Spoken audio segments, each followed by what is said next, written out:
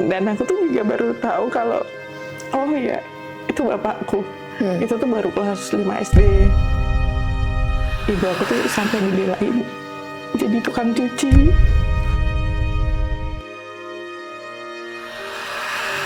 Momen Lebaran itu juga nggak pernah satu keluarga.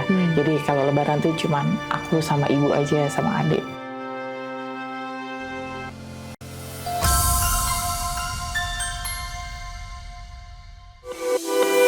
Dapatkan novel eksklusif bertanda tangan karya Hanung Rais dan Rangga Almahendra.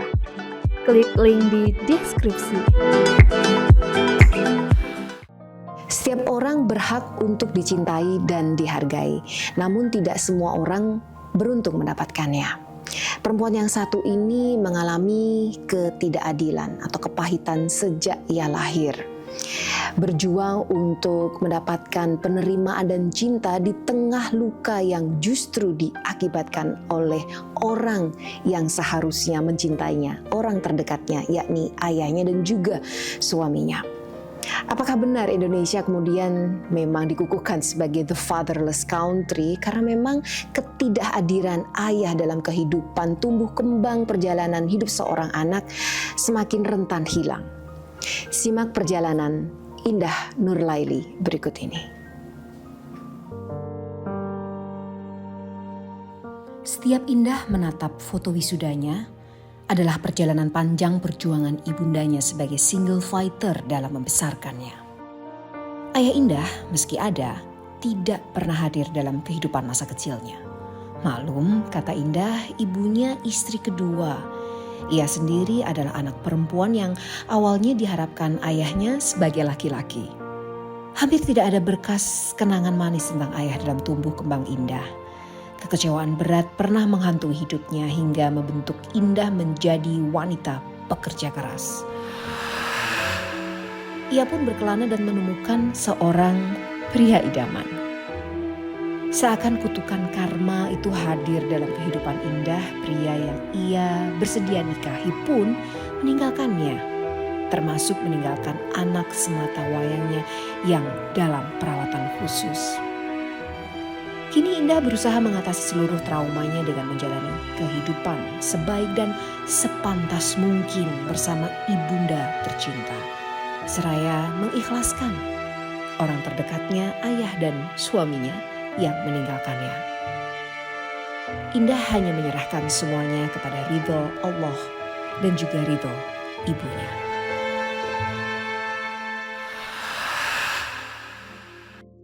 Dan hari ini saya sudah bersama dengan Indah Nurlaili yang mungkin hidupnya tidak seindah namanya, tetapi bisa jadi akan memberikan hikmah yang indah bagi seluruh pemirsa dengan segala kisahnya. Mbak, langsung saja ya saya merinding dan tapi juga ingin bersimpati dan berempati dengan kisah Mbak Indah yang mungkin mengukuhkan ya betapa Indonesia pernah disebut sebagai salah satu negara yang fatherless country, ya, bukan nggak punya ayah secara fisik, ada ayahnya, ada mungkin juga ayahnya di rumah dari pernikahan yang sah gitu, tapi kehadiran ayah dalam tumbuh kembang sosok ayah, figur ayah itu hilang karena kurang bertanggung jawab dan lain-lain. Sebagaimana juga kehadiran ayah yang tidak selalu setia dalam kehidupan Mbak, dan Mbak adalah anak dari istri keduanya, ya gitu. Bisa diceritakan Mbak, apa sih yang bisa diingat oleh seorang Indah Nurlaili tentang inti kenangan yang pernah terjadi dengan ayah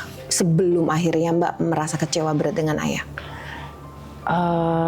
Sejauh kenangan yang ingatan pernah diingat? Kalau ingatan yang saya ingat itu kita punya satu momen di mana satu keluarga itu pergi, dan itu pertama dan untuk terakhir kali. Pertama dan untuk terakhir? Ya, piknik gitu ya Mbak? Piknik ke Pangandaran. Itu ya untuk pertama dan terakhir kali kita satu keluarga. Gitu. Bahkan kalau momen Lebaran itu juga nggak pernah Nggak pernah. satu keluarga. Jadi kalau Lebaran tuh cuman aku sama ibu aja sama adik gitu. Terus yang kedua itu aku pernah pernah ikut bapak ke Bogor, cuman berdua aja. Ke Bogor. Iya, ke Bogor. Trip Itu berdua aja sih, ya trip waktu masa berdua. kecil. Iya, itu pun juga udah SMP ya, bukan yang karena aku baru tinggal sama bapak tuh kelas 5 SD. Sebelum itu Sebelumnya ditinggal. dari aku habis lahir sampai aku kelas 5 SD. Bahkan waktu itu bapak datang ke rumah, aku nggak tahu itu. Ada nggak yang dilakukan oleh ayah atau bapak kepada Mbak Indah tuh yang nancep banget? Atau mungkin saat piknik atau liburan itu ke Bogor? Waktu liburan ke Bogor itu, jadi aku tidur di mobil diselimutin. Itu kayak ngerasa, loh kok perasaannya itu kok aneh ya gitu. Tapi kok agak bahagia, tapi aneh gitu. Mungkin karena nggak pernah ya. Nggak pernah. Jadi Karena nggak ada sentuhan yang selama ini dilakukan sejak lahir, tiba-tiba datang Tiba-tiba, seorang iya. laki-laki yang lebih Laki-laki. tua, kemudian mengatakan saya ayahmu, kemudian menutup selimut. iya. Ya. Itu yang Itu paling yang diingat. paling kuingat sampai sekarang. Karena banyak momen buruknya, tapi Ingat nggak apa sih yang membuat ibu itu mau menikahi bapak yang malah justru meninggalkan, dinikahi sebagai istri kedua gitu? Dan seperti apa sih sosok ibu Mbak Indah? kalau untuk kenapa ibu mau menikahi bapak itu waktu itu aku cuman pernah nanya kenapa bisa menikah sama bapak, ya jawabannya cuman karena cinta. Karena cinta. Karena cinta, dan aku tahu betapa sulit hidupnya dia. Ibu. Jadi aku nggak mau terlalu nanya karena takut membuka masalah. Sulitnya kenapa Mbak? Nggak ada pekerjaan atau fighter atau seperti apa Iya. penghidupan ibu? Ibu aku itu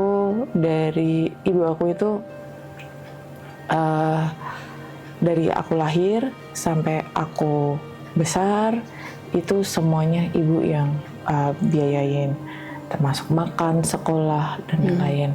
Nah, kalau bapak sendiri mikirnya anak itu hanya butuh makan. Gitu. Jadi tetap dinafkahi juga, tapi hanya sekedar Sekedar untuk makan makan Ya, aja. sekedar makan aja. Padahal kan anak kan butuh sekolah, butuh ini itu. Sampai waktu itu aku kuliah pun juga bapak ngapain sih sekolah tinggi-tinggi gitu, ngapain kuliah. Tapi kalau ibu aku gimana caranya aku tuh bisa sekolah di SMP yang bagus, SMA yang bagus, terus kuliah ya yang bagus. Iya. Gitu. Nah, ibu aku tuh yang pokoknya untuk pendidikan mau kasih yang terbaik, gimana caranya. Jadi ibu Anda ini sosok perempuan yang visioner ya, nggak banyak Iya. ya perempuan yang punya pemikiran jauh gitu, jarak jauh gitu ya, bahwa meskipun kamu perempuan tapi kamu juga punya kesetaraan pendidikan dengan laki-laki misalnya zaman itu kan sekian puluh tahun yang lalu, di mana masih ada bias gender kadang-kadang ya. Iya. Tapi justru bapak yang mungkin ya namanya juga seorang ayah lebih patriarkis, wanita, anak perempuan mau sampai kapan sih gitu. Nah, artinya ibu Anda memang sosok pejuang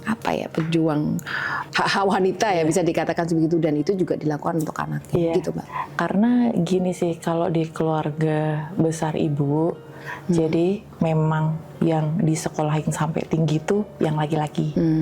Kalau yang perempuannya tuh sekolah sampai SMA aja, karena memang orang zaman dulu mikirnya kalau perempuan tuh lahirnya ke dapur, kayak gitu kan. Terus ya ibu aku sih juga bantu kerja si Mbak Putri kan punya kios juga di Beringharjo gitu. Jadi cari duit terus dari sebelum berangkat sekolah, nyiapin buat prepare si Mbah dagang, terus nanti habis pulang sekolah bantuin cari duit kayak gitu. Nah waktu itu tuh anaknya Mbah Putri tuh ada 11 atau 12. Salah satunya ibu. Salah satunya ibu dan meninggal Mbah Kakung tuh lama. Iya.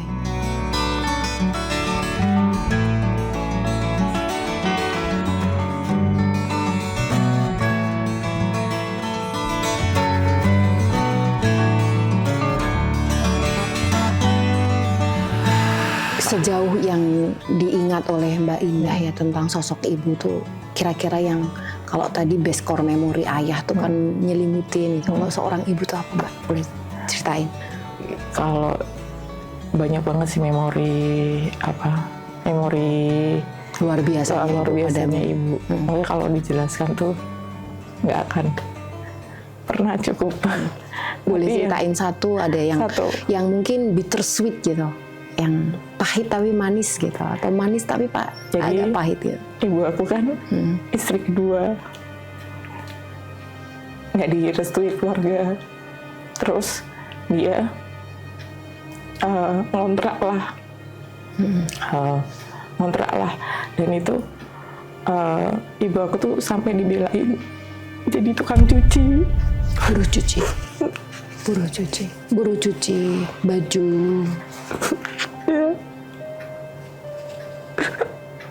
Dan itu nggak dibiayai ayah ya, semua dilakukan. Itu usia berapa Mbak seingat Mbak Indah? Kalau ibu cerita tuh aku masih kecil, masih. Jadi sebelum jualan di Beringharjo? Sudah jualan, tapi karena ya ibu tuh nggak direstui sama keluarga gitu kan, jadi kayak karena jadi istri diasingkan ya, gitu. Terus ya sampai segitunya berjuang. Iya. Dan ditambah lagi dengan situasi atau keadaan di mana support system yang tadinya dia bucinin kan, yaitu ayah pun juga meninggalkan. Dan yang menyedihkan adalah ayah menikah, salah satu motivasinya adalah kepengen punya anak cowok, tapi lahir Mbak yang cewek. Lahir aku yang cewek, terus anak dari istri pertama itu cowok kan. Terus karena kita lahirnya di tahun yang sama, ya bapak pergi gitu. Jadi dia memilih karena istri pertamanya melahirkan anak laki-laki. Sedangkan yang dijoget anak perempuan. Ya Allah. Dan aku tuh juga baru tahu kalau oh ya itu bapakku.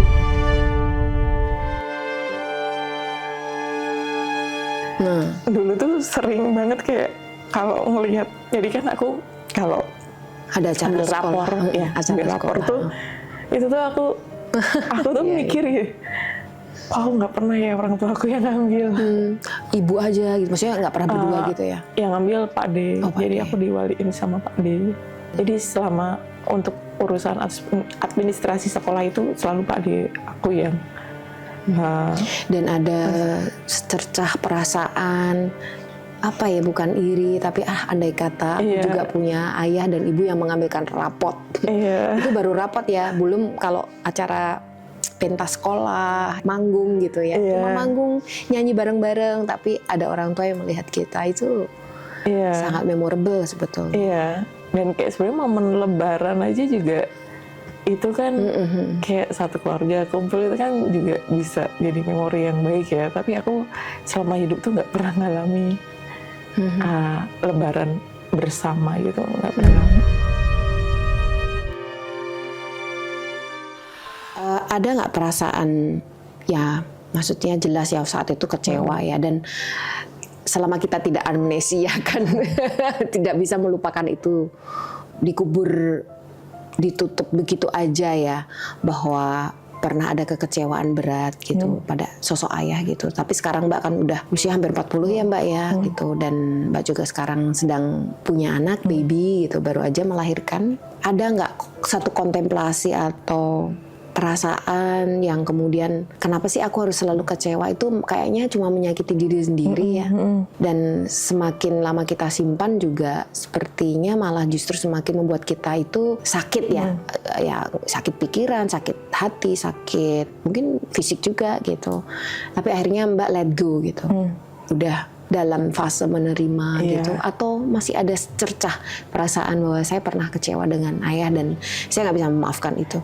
Kalau sekarang lebih ke accept Ya. jadi menerima. Jadi sekarang lebih mikir gini, mungkin ini cara Tuhan untuk biar aku bisa kembali ke jalannya, itu kayak oh ya dibuat rasa kecewa dulu gitu. Aku mikirnya udah gitu sih. Jadi kalau sekarang kayak aku kecewa, aku mikirnya oh ya ini proses Tuhan untuk supaya aku tuh ketika balik ke surga nanti insya Allah gitu kan, Amin. itu dosanya berkurang. Jadi kayak untuk mengurangi dosa.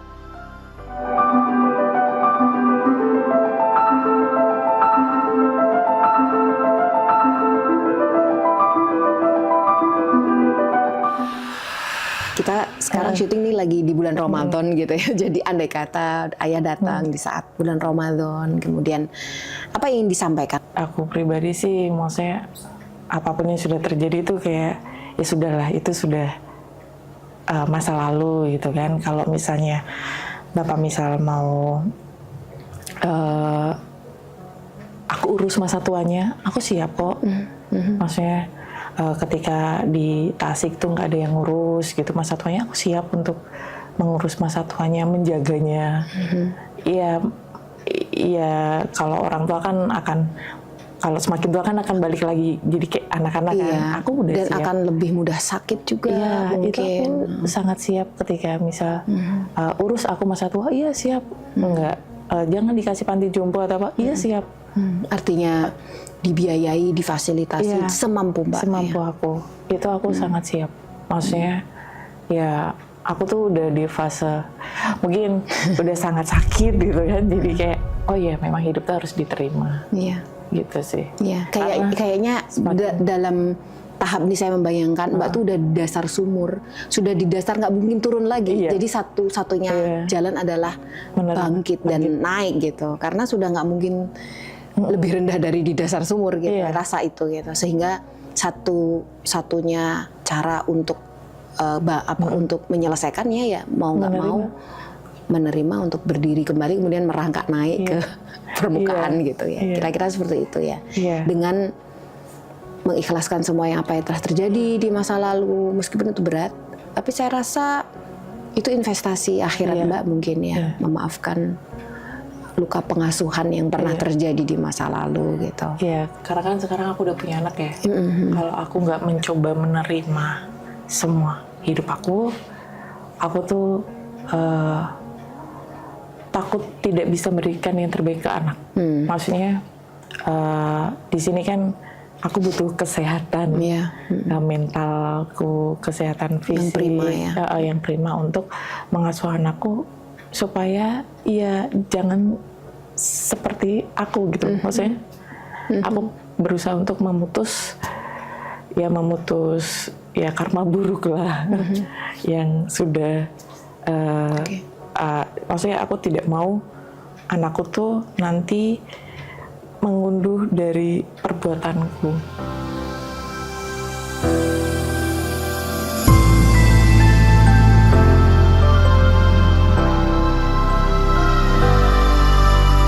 Kalau aku masih dihantui dengan hal-hal yang negatif, aku rasa aku nggak akan bisa mengasuh dengan baik. Gitu. Jadi ya menerima aja. Kelahiran anak tuh kadang-kadang meskipun di satu sisi adalah mungkin jelas itu rezeki ya, tapi artinya ada perasaan-perasaan apakah kita bisa, apakah kita khawatir ya, apakah mampu untuk menjadi orang yang jauh lebih baik, dan itu momentum untuk membuka lembaran baru dan menutup kisah lama dan nggak usah dibuka-buka lagi ya. Tapi mohon maaf ini dibuka-buka di acara Hanum Cinta dan Cerita. Tapi paling tidak balik lagi ya Teti, bahwa Mbak sudah memaafkan. Dan bagaimana dengan ibu sendiri Mbak? Kalau sekarang itu ya dia tuh masih yang belum 100% menerima.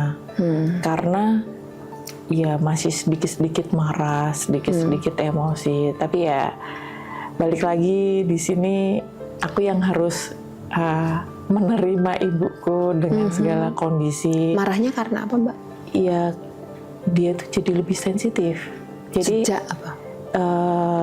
Sejak karena sudah makin tua atau karena sejak dulu ditinggalkan? Sebenarnya sejak dulu tuh dia sensitif.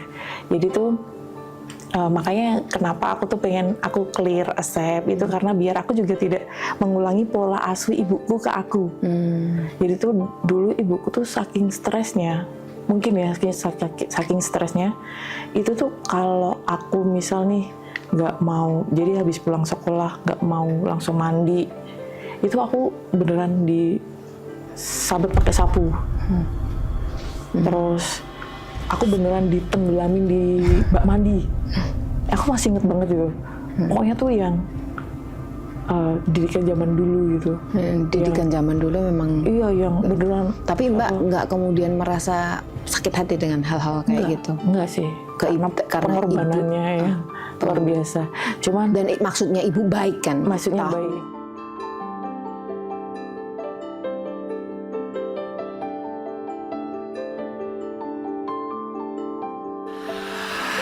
Boleh nggak Mbak Indah memberi satu pesan khusus kepada semua ayah yang ada di sana gitu?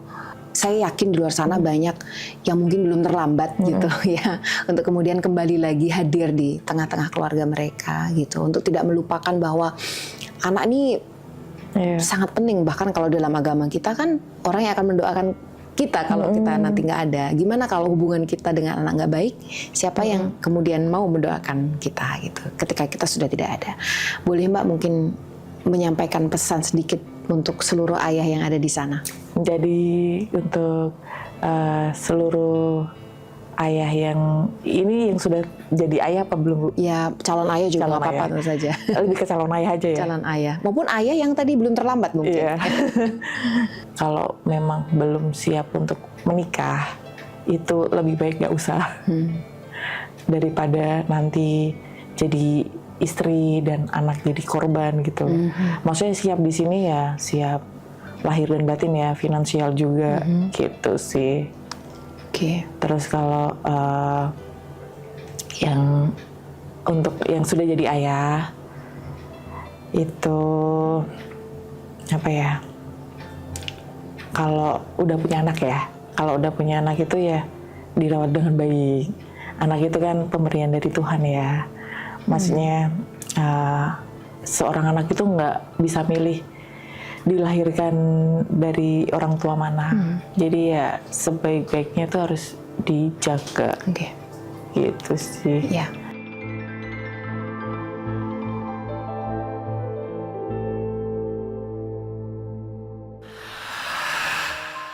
Saya tahu bahwa Mbak ada perasaan bahwa tadi menceritakan ada semacam pola yang sama kok dilalah terjadi juga pada diri Mbak.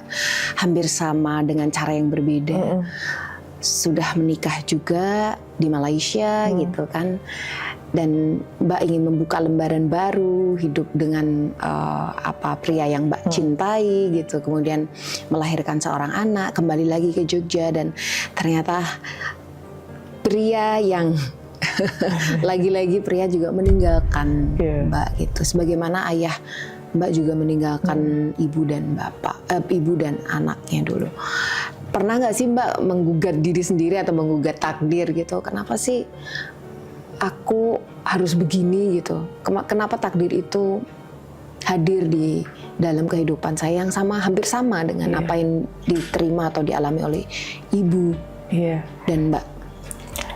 Itu sih ada, maksudnya yang kenapa sih hidupku kok kayak gini banget gitu kan.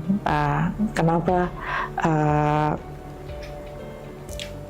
aku tuh nggak pernah ngerasain namanya bahagia gitu, keluarga yang utuh gitu kan. Ya ada Bu, cuman memang sih kalau menurut aku sih kenapa aku sekarang bertemu dengan pria yang seperti itu, rasanya juga karena aku tuh nggak punya sosok ayah gitu loh. Sosok ayah Sosok yang jadi ya. teladan. Teladan. Jadi aku nggak bisa milih laki-laki yang baik sebenarnya itu seperti apa gitu. Jadi ketika ada pria yang kemudian sekelebat atau sekilas tuh tampak tulus, Tampak tulus, tampaknya iya. ikhlas cinta Tapi gitu, kemudian ternyata- sama mau menikah. Iya, tapi ternyata sama aja gitu. Itu nggak bisa bedain itu sih. Maksudnya ketika orang bilang waktu itu juga banyak teman, kamu kok kalau misalnya udah jatuh cinta bucin banget bla bla. Lah gimana ya? Karena ya memang itu nggak bisa bedain mana yang beneran dia tulus apa enggak, itu nggak bisa bedain. Aku nggak tahu ya, karena aku nggak pernah berada di posisi orang yang punya figur bapak lengkap, jadi aku nggak pernah ngerasain bedanya seperti apa. Nah itu yang biasanya yang ngomong kayak gitu tuh yang orang yang punya figur bapak gitu loh, karena mereka juga nggak pernah ngerasain kan figur father lo seperti apa kan kayak gitu. Oke.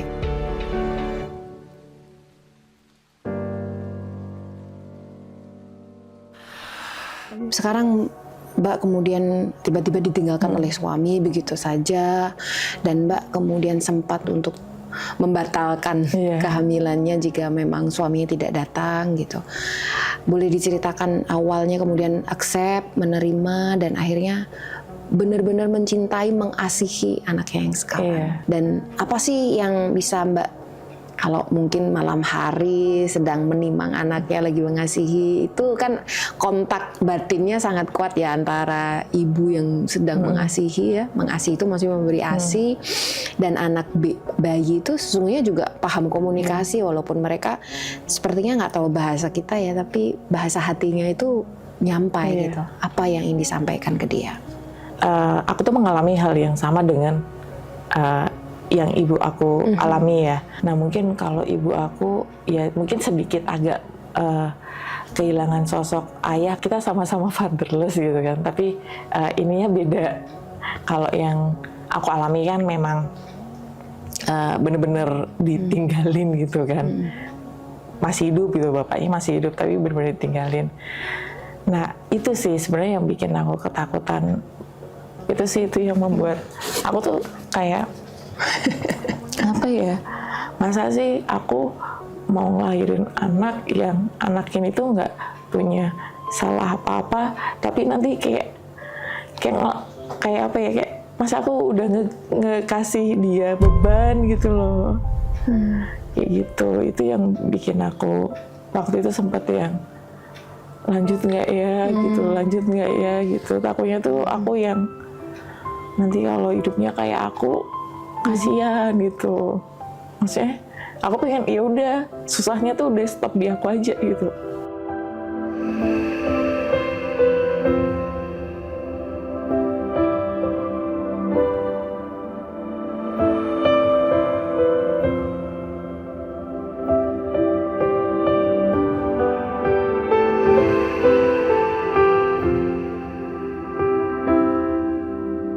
Di usia kandungan berapa bulan, Mbak? Dua. Karena waktu itu usia kandungan 1 bulan tuh komunikasiku masih baik-baik aja gitu kan. Komunikasiku sama pasangannya masih baik-baik aja. Terus yang di bulan kedua kok makin gini gitu kan. Akhirnya gitu kepikiran, kasihan anak ini kan ketika kita melahirkan ke dunia ya harus diberikan yang terbaik. Tapi kok udah dari awal diberikan yang buruk gitu kan, maksudnya dengan ya harus ditinggalin lagi sih gitu kan.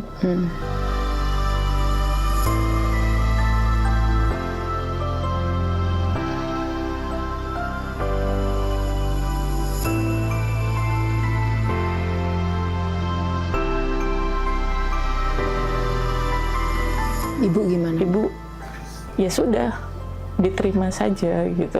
Ya pertama ke teman-teman dulu sih, belum bilang ke orang tua kan.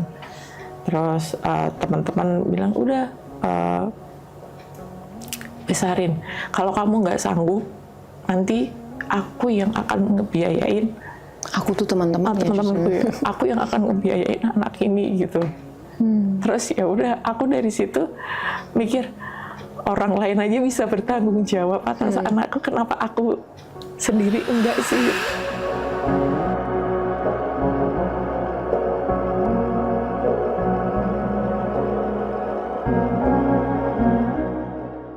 Perjalanan 9 bulan tuh nggak mudah ya. Kadang kan Nggak ada mudah. perasaan-perasaan itu keluar lagi kan. Iya. Makin lama makin dia nendang, ada rasa-rasa takut juga gitu. Iya.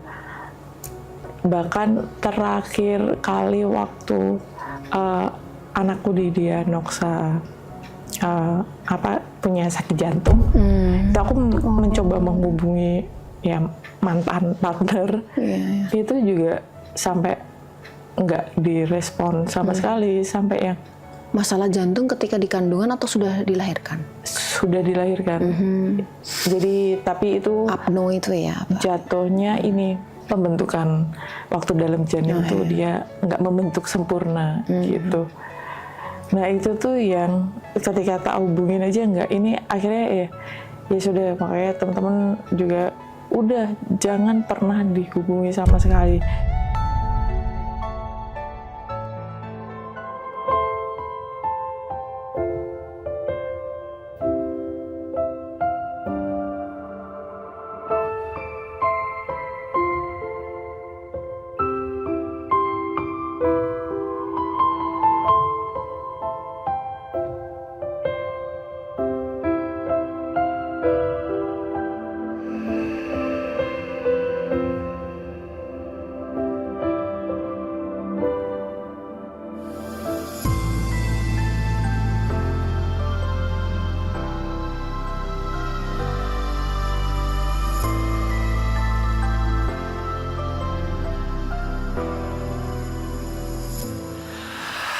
Indah kan tampaknya wanita mandiri ya, wanita karir dulu ya, pernah bekerja di Bali sebagai manajemen level, kemudian sekarang juga writer, freelance writer ya di sebuah production house dan banyak hal lah. Artinya wanita yang bisa berdiri dengan kakinya sendiri gitu.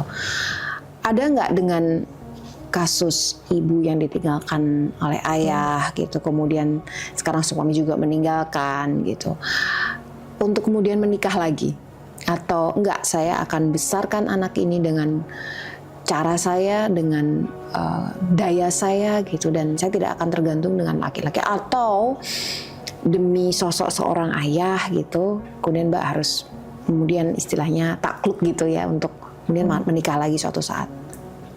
Belum kepikiran menikah lagi saat ini lebih ke gimana caranya ngebesarin anak ini dengan semestinya. Maksudnya setelah aku pelajari, aku telaah lagi, oh ya sosok ayah ini nggak cuman selalu dari ayah biologis sih, jadi bisa dari adik, saudara. Maksudnya Ya, ada yang bisa menggantikan posisi itu ya sebagai figur atau sosok yang mengayomi dan lain-lain, tidak hanya ayah biologisnya. Iya, itu sih. Pertanyaan yang terakhir tadi Mbak, komunikasi atau kata-kata apa yang Mbak ingin sampaikan kepada baby-nya sekarang? Jujur ya, kalau kayak komunikasi dengan bayi gitu, aku belum sempat terfikirkan. Sama sekali belum sempat terpikirkan karena aku tuh lagi saya udah stressful nih Bu, jadi kayak belum tahu nih ketika sama baby pun juga sebenarnya kalau aku ngelihat dia tuh cuman pengennya tuh nangis, tapi kayak aduh jangan nangis deh, nanti vibe-ku juga terkoneksi ke dia. Kenapa gitu kan menangis, Mbak? Ya sedih aja ngelihat kok dia harus ngalami kayak gini gitu loh.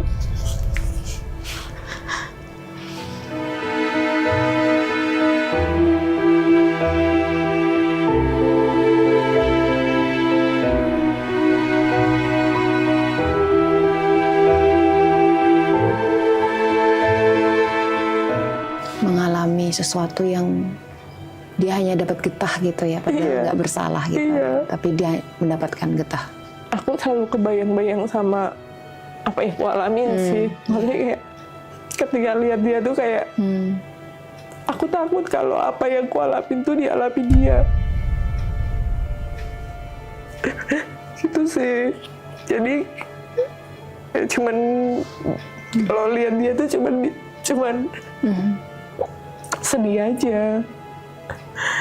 Ya maksudnya masih banyak ketakutan gitu. Iya. Makanya aku nggak ngasuh sendiri ya, karena nanti jadinya aku nangis terus gitu kan. Iya, ada baby blues ya. Iya, kayak gitu. Terus mau ambil terapi. Ya, terapi untuk aku sendiri. Untuk aku tuh mau kayak harus mengklirkan diriku gitu loh, untuk biar nanti nih aku memutus kayak rantai karmaku.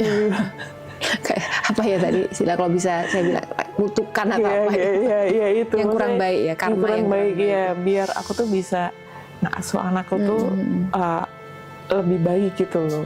Gitu sih Bu. Itu sih karena ya Apalagi anaknya perempuan. iya, Ya. kalau Anak kita perempuan nggak, kalau aku rentan. sendiri ya nggak clear dengan diriku, aku akan susah untuk iya kan, gimana Move orang on, aku, ya. iya untuk diri sendiri aja aku belum clear gimana aku ngedidik anak gitu kan. Gimana aku ngebesarin anak, orang aku ngehandle diriku aja sendiri kayak ibarat belum bisa gitu. Iya, iya. Handle tuh dalam arti kata emosional ya, maksudnya ya aku tuh ternyata masih banyak trauma-trauma yang Hinggap yang hadir tiba-tiba tanpa dalam disadari pikiran. itu tuh Jadi ingin terapi terapi alam bawah sadar Iya, itu alam tadi, bawah sadar bahwa itu. semuanya harus diselesaikan dari iya sana. diselesaikan dari situ supaya ya aku kedepannya bisa, ya aku gagal jadi anak tapi aku nggak mau gagal jadi ibu gitu.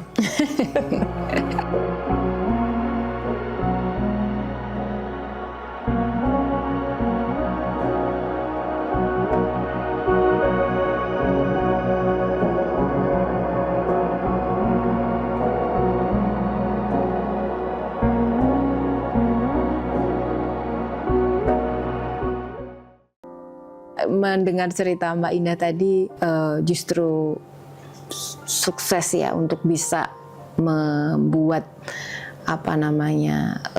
orang tuanya bangga gitu sebagai perempuan mandiri, perempuan yang tidak hanya menengadahkan tangannya pada ya kan laki-laki gitu, tapi memang terpeleset sedikit karena tidak punya gambaran sosok ilustrasi seorang ayah yang hebat yang seharusnya ada itu seperti apa, sehingga kemudian salah memilih tadi ya pasangan suami gitu. Boleh nggak pesan kepada seluruh anak-anak ya ada di sana, bahkan mungkin yang masih baby nggak apa-apa, termasuk anak Mbak Indah gitu, pesan untuk kuat untuk bisa menjadi anak yang lebih memahami kondisi orang tua atau bisa menerima, accept dan lain-lain. Mungkin bisa disampaikan.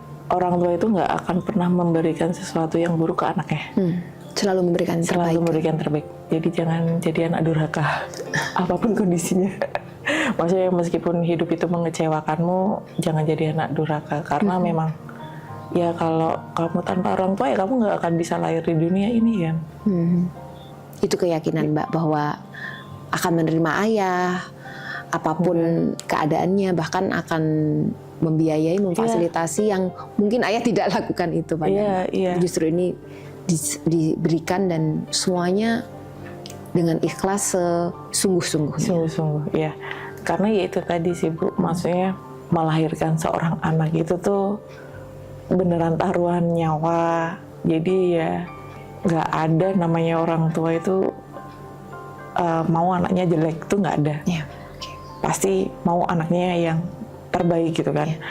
Terkadang tuh kita sebagai anak yang kurang bisa memahami aja sih orang tua maksudnya seperti apa.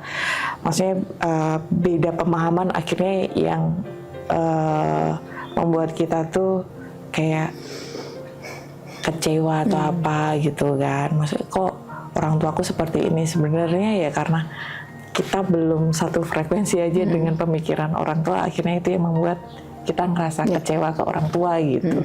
Berbirul walidain, berbakti pada orang tua itu kunci surga. Bener.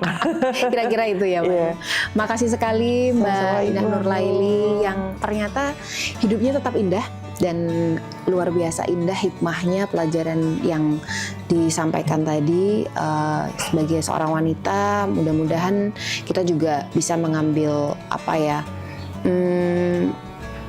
pengalaman yang kokoh ya, yang solid, yang luar biasa tadi untuk kehidupan kita sendiri. Terima kasih sekali lagi dan dengan senang selamat hati, Ibu. mengasihi.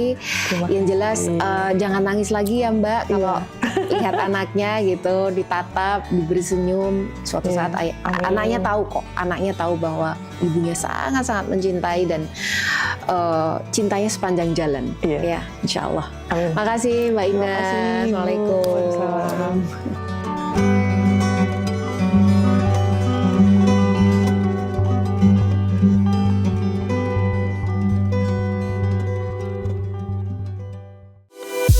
Dapatkan novel eksklusif bertanda tangan karya Hanung Rais dan Rangga Almahendra. Klik link di deskripsi.